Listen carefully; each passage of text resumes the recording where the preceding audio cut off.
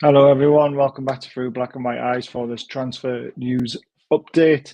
Uh, Lots and lots and lots of rumours been going on since the last time we had a chance to do one of these, so I'm ready to get my teeth into it all for you. Uh, where do we start? So let's go through all the ridiculous. Let's start there, shall we? Anthony Gordon to Liverpool for 100 million. Bollocks. He is going nowhere. Why would Newcastle sell Anthony Gordon for 100 million after he's had his best season for the club, his first full season for the club, 10 goals, 10 assists? Yeah, let's just ship them off to Liverpool and make them stronger. Great idea. I mean, come on. Ridiculous. Then we've got the Bruno scenario. Now, Bruno is the one that I am slightly worried about. And the only reason why I'm worried about him is because if Man City or Real Madrid come in, they can afford his release clause. PSG have ruled themselves out of it, which is fantastic, so we don't have to worry about them. Arsenal can't afford to trigger his release clause before the month end. So that's perfect. So we know he's not going to Arsenal. We know nobody else can afford him in the Premier League other than Man City. So I am a tiny, tiny little bit worried. But after what I saw at full time in the Brighton game, with our owner, all the owners really making a beeline for Bruno, talking to him, I'm very confident he is staying at our football club. I really am. The other one is Isak. Isak to Arsenal. Can't afford him. Arsenal cannot afford Isak, and Isak signing a new improved contract to make him potentially the highest paid player at the football club alongside Bruno. So Isak is going absolutely nowhere. Why would we sell our £70 million striker that we paid for after he's just had an unbelievable season with us? And then, yeah, let's just ship him to Arsenal.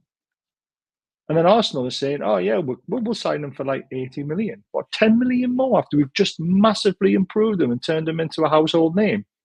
Do not think so.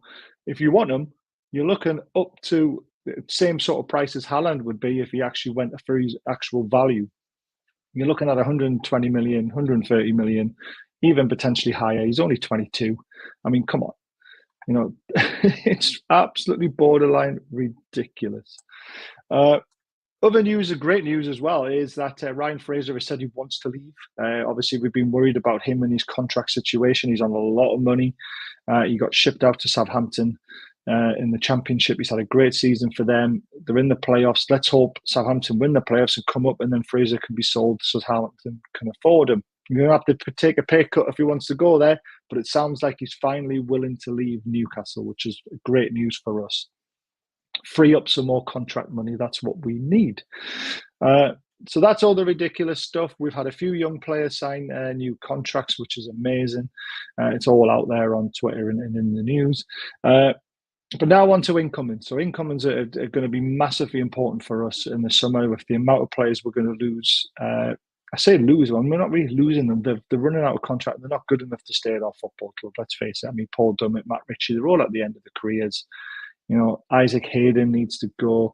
You've got Jamal Lewis, who's still on the books. We've got Hendrick. We've got to get rid of all these players, and we free up spaces in the squad and for money.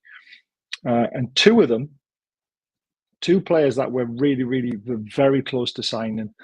Kelly, I believe, is a done deal. This is what we've heard. The verbal agreement is in place. We're just waiting for the season to end and his contract to run out, and Kelly will be a Newcastle player. We've just got to wait for Newcastle to announce it, and that is fantastic news. I can play left back, left centre back. He's a very, very good player. I'm just worried about his injury record.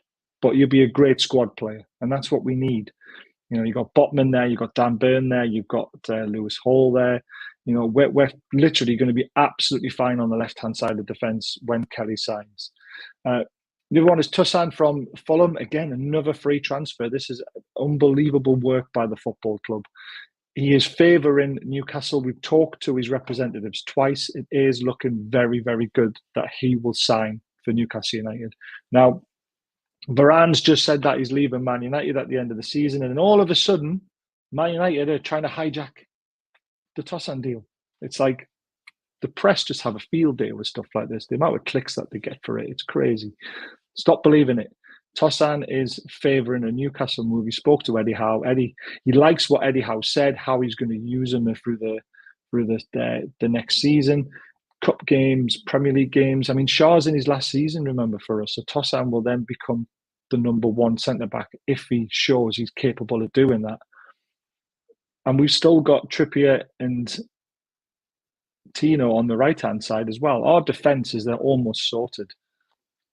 The issue we then have is the goalkeeper side of things. So Nick Pope, absolutely fantastic if he can get back to what we're used to. We personally think Dubravka will leave because I think he doesn't want to be number two. He's coming to the end of his career. He wants to go and play football somewhere. We know Karius' deal runs out and he's going to go on a free to Italy somewhere because his wife wants to leave. Don't blame him. He's not getting any game time. Gillespie signed a new contract, and the only reason why we've done that is homegrown, and it's very, very cheap, and it'd be a third choice. But all in the news is Valencia's Giorgini Mamadashvili. I think that's how you pronounce his name, something like that. There's a lot of people on this channel, a lot of people on Twitter, and everyone I talk to are very excited by this goalkeeper.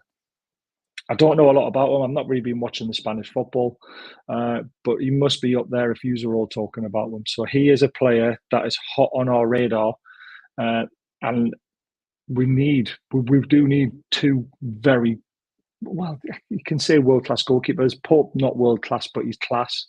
Maybe this guy will be the world-class goalkeeper. You need two of them fighting for that place. You also need to think about the cups and everything. And if there's an injury, you don't want Gillespie coming in. We're just keeping Gillespie as a massive last source. Right, and then the next player on our lips, and it's a very, very exciting one, is Benjamin Sesko. We were chasing him last summer, but obviously the two Red Bull clubs decided to do a deal with each other, and Sesko moved on.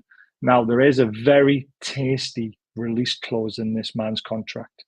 Now, apparently, at the moment, it's set at 43 million. And apparently, it can go up to 53 million euros. Now, that is very, very cheap.